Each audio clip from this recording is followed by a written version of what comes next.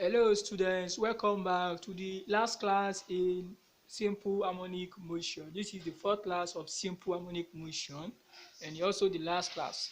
So here we're going to talk about some other useful expressions that are used in simple harmonic motion and the energy of an object in a simple harmonic motion, followed by an example to show how we solve questions in simple harmonic motion. Okay. Now, talking about the expression, the first expression here is angular velocity W is equal to 2 pi over period T, which is also equal to 2 pi times frequency, the frequency of the oscillating object. Number two expression is velocity V is equal to angular velocity W times square root of the square of the amplitude A minus the square of the displacement y. Okay, then we also have here Vmax, maximum velocity Vmax is equal to the angular velocity W times the amplitude A.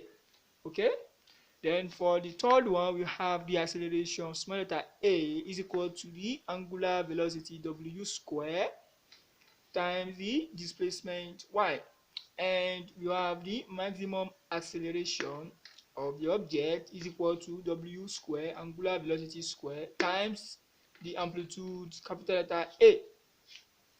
The fourth expression is the period capital letter T is equal to 2 pi square root of E over G, where E represents the extension of the spiral spring and G represents the acceleration of gravity.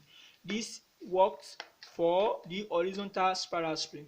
We've derived the period T of the vertical spiral spring and of the oscillating pendulum bob, but this has not been derived because of time. We cannot derive everything, so because of time. The fifth expression is another expression for another example of simple harmonic motion, this time for the floating cylinder, that is an object in a cylinder or a test tube, okay, maybe here, can be floating up and down in a liquid. This is the liquid. Okay, in that case the expression for the period T is given as 2 pi square root of m over a rho g. This is for a floating cylinder, that is something that is floating up and down in a liquid like this. So this m represents the mass of the object, a is the cross-sectional area of the cylinder or the test tube, rho represents the density of the liquid, and g is the acceleration of gravity. Now let us move to the energy of an object in a simple harmonic motion. Okay, now when talking about energy of an object in a simple harmonic motion, we have to talk about the kinetic energy and the potential energy. The kinetic energy is given as half mv square, but remember we said earlier that v is equal to w square root of a square minus y square. So substituting this v, okay, in the formula for kinetic energy, we now get kinetic energy is equal to half mw square into bracket a square y square. So this expression for kinetic energy works for all examples of simple harmonic motion. Likewise, this expression for the maximum kinetic energy, which is equal to half mw square a square. This is for the kinetic energy and the maximum kinetic energy of an object in a simple harmonic motion. Then the potential energy of an object in a simple harmonic motion is given for the horizontal spiral spring, that is an object in attached at the end of a horizontal spiral spring. The potential energy is equal to half ks square, where k is the force constant, x is the displacement. Okay, then the potential energy for an object oscillating in a pendulum, as a pendulum bob, is given as potential energy is equal to mgh. Since in the pendulum bob, h, which is the height, m is the mass of the object, that is m of the mass of the pendulum bob, g is the acceleration of gravity, h is the height. So since h is equal to l into bracket 1 minus cosine theta, l is the length of the rope that is attaching, at the end of it the bob is attached to, Then theta is the angle of displacement, okay, the angular displacement from the position of equilibrium. Since H is equal to L into bracket 1 over 1 minus cosine theta, potential energy of a pendulum bulb can also be written as mgl into bracket 1 minus cosine theta. Now the question is, we have just two expressions for calculating the potential energy in two different examples of simple harmonic motion. So what about how to calculate the potential energy in other example of potential of simple harmonic motion? So we use this formula, okay? Assuming that you have an example, you have to calculate the potential energy, and the expression is not given here. So you have to go by this formula, which says that the kinetic energy at any point plus the potential energy at that point is equal to the maximum kinetic energy, which is also equal to the maximum potential energy, which is also equal to a constant, which is the mechanical energy. So this expression can be used easily. That is, let's say you are asked to calculate the potential energy of an object, okay?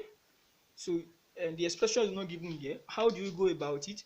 You already know the formula for calculating the kinetic energy, maximum kinetic energy, okay? So you calculate that maximum kinetic energy. After getting the maximum kinetic energy, now subtract from it the kinetic energy of the object at that point. I mean, the point at which you are asked to calculate the potential energy. And you know the formula for calculating that kinetic energy at that point. It is given here. This is it.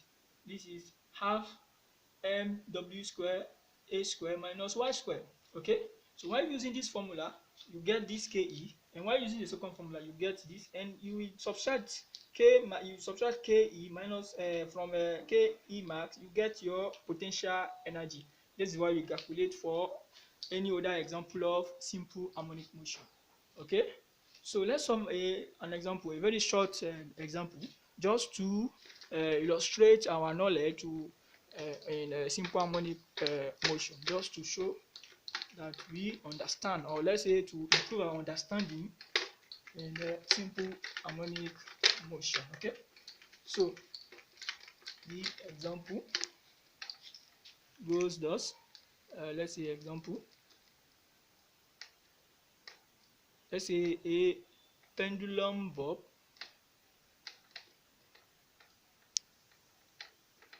let's say of mass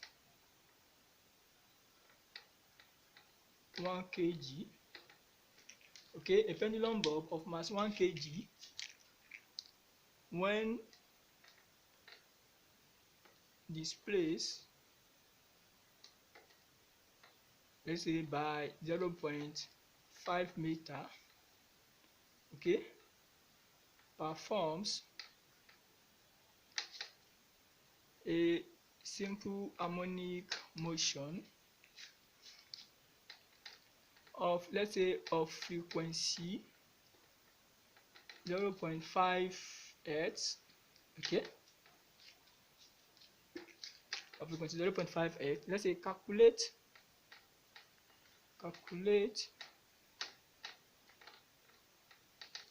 the velocity and the kinetic energy when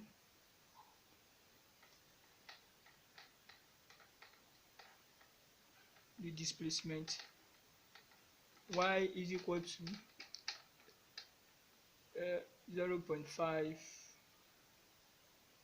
I mean, let's say 0.3 meter. Okay, so the example is there. It says that a pendulum bulb of mass 1 kg when displaced by 0.5 meter performs a simple harmonic motion of frequency 0.5 hertz. Calculate the velocity and the kinetic energy when the displacement y is equal to 0.3 meter. Okay, so in order to solve this, okay, the first thing that we should calculate is the velocity, right? Then the velocity, the formula for velocity is given as w square root of h square minus y square, right? So normally we have no problem in getting this, okay, because you can see that the amplitude, I mean, the object has been displaced by 0.5 meter originally, so that means that the amplitude A is 0.5 meter. Okay. Then let me write also the frequency is given 0.5 hertz. Okay. And then after this, the last thing given again is the displacement y, which is 0.3 meter.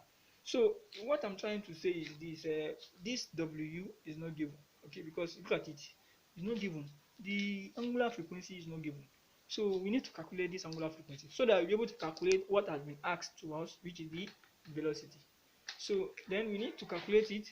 We now look at what we can use. No, this f, there is a formula with f frequency for w for the angular velocity.